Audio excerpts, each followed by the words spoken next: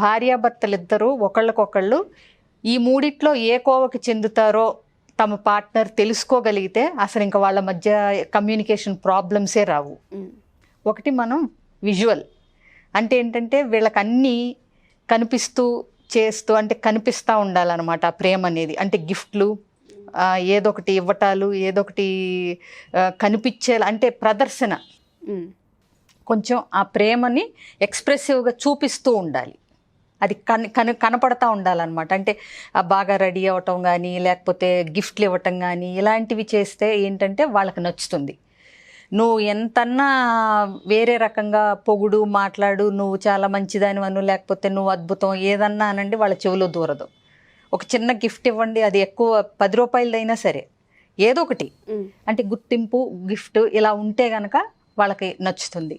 మీ husband కానీ wife కానీ ఆ కేటగిరీలోకి వస్తారేమో చూసుకుంటే మీకు పని ఈజీ అవుతుంది అనమాట. అలాగే ఆడిటరీ అంటే ఏంటంటే వీళ్ళకి మాటలు చాలు, మాటలతో పొగిడితే మాటలతో చెప్తే నోటితో ఏదైనా సరే ఎక్స్ప్రెస్ చేసి వీళ్ళకి అంటే ఇప్పుడు వంట చేశారనుకోండి, ఇవాళ చాలా బాగుందంటే చాలు ఇక రోజంతా ఇంకా అతనికి పండగే. సో ఆ చిన్న టెక్నిక్ అంటే ఏంటి, పొగిడితే నచ్చుతుందా అంటే వినటం, కొంతమందికి ఆ వినటం నచ్చుతుంది అనమాట. సో అట్లాంటి వాళ్ళకి ఏంటంటే మాటలతో చెప్తూ ఉండాలి.